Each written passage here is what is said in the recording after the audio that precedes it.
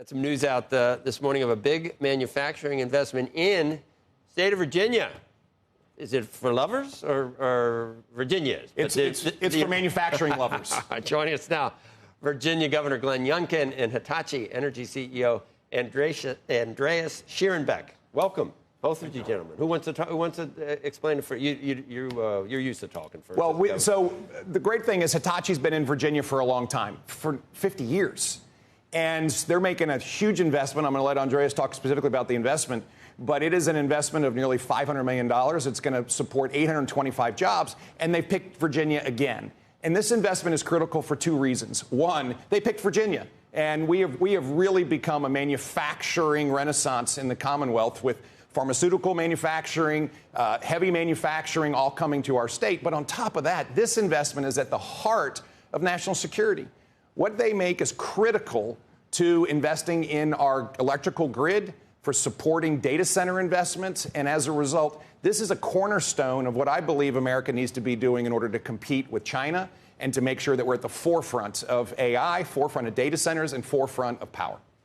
Can you talk about how many jobs, or you're the one that's going to have to do it, right? I guess I should ask you. And I think it goes both ways, because we are creating the jobs with our investments, but we need the workers on site. And I think maybe you talk later about what you are doing to support, to move new skilled workers there. Because it's a massive investment. We are creating 800 jobs in the next years by building the factory, and we're bringing the large transformer production back to the US. I think decades ago it was closed down because there was no demand. But large power transformers are in the core of the electricity grid. If you want to transmit energy, if you want to connect data center, you need large power transformers, and they are not produced up to now in the US. And yes, we are in Virginia for a long time. It's a great neighborhood, a great collaboration.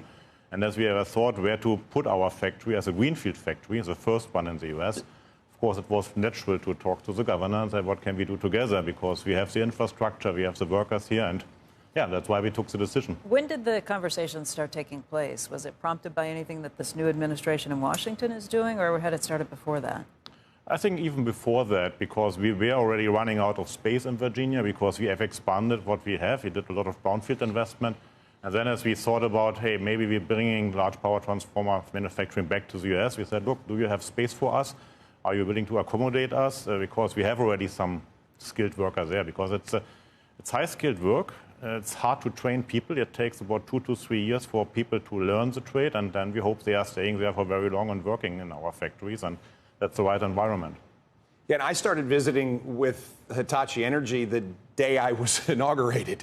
It's a big employer already, and one of the things that I've recognized is the best way to grow jobs and investment is to go to the great companies that are already in Virginia and convince them to expand here. And so the big push over the course of the last 6 to 12 months has been a recognition that our power grid is at risk. And it's at risk because we don't have enough generation, we don't have enough transmission, we don't have enough distribution, and we've got to invest an enormous amount in order to be ready for advanced manufacturing, for pharmaceutical manufacturing, for semiconductor manufacturing, and of course, for manufacturing the infrastructure needed in the grid. And this is why this is so important, because it is a huge statement that they're going to build in America with American jobs, do it in Virginia, and supply one of the most critical needs we have as a nation. Obviously, you're competing with other states. Andreas just said one of the big draws is the highly skilled labor force that is there. What concessions did you have to offer to convince them that Virginia is the best of the 50 states, though? Well, we start with advertising the fact that we are #1 in education in America, and we have an extraordinary workforce.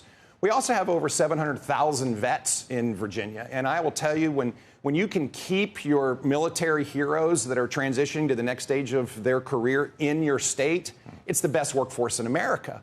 And then finally, we always work with companies because we know we have to compete. And I remind everyone, we have to compete to win. We don't compete to watch factories go someplace else. But that means what in terms of tax breaks or incentives? Well, so what we provide are tax breaks based on the number of people they hire when they hire them. Okay. And therefore, we are always running NPV positive in Virginia, but we recognize that these incentives are really important to provide the kind of foundation for the investment they're going to make. And these are the negotiations that I think have resulted in Virginia winning over and over and over again during our term. I mean, AstraZeneca is going to build their largest manufacturing facility in the world in Virginia. We've had $135 billion of commitments from companies to expand in the Commonwealth of Virginia. It underpins another 80,000 jobs on top of the 167,000 jobs that are already been offered to people from the beginning of our administration.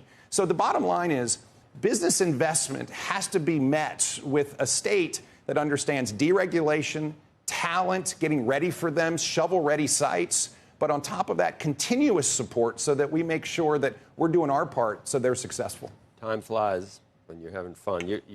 Your term is up. It's going to be up soon. I know, don't tell me. I've got to tell you, it's been the greatest honor of a lifetime to serve as the governor of the Commonwealth. Seems like you were just elected, and it was surprised a lot of people that you were elected. Was that a one-time event? I'm sorry, Governor, I'm looking at Polymarket. I'm worried for your candidates, GOP candidates' chances at this point. Is Winsome here? Does she have? She's for me, a very attractive great candidate. Great candidate among many firsts in Virginia. She's been able to do, but I don't know. They're running a moderate. The Democrats are. Abigail Spanberger, and it's 95% on Polymarket. You think well, I don't know about I don't know about these. I don't know about these prediction tools. It's only $20,000. But by the way, if the prediction tool had existed when I was running, I was down all summer in 2021, and I was inaugurated governor on January 15th, 2022, and so. Races are won down the stretch here. Winsome is coming up strong on the outside. And I think what voters in Virginia are very clearly recognizing are first, what we've been doing for the last 3.5 years. Jason Miyares is our Attorney General. Winsome Earle-Sears, our Lieutenant Governor, and I have driven Virginia to the tops of lists all over. We are leading in so many categories, transforming how we do education, law enforcement, delivering for Virginians.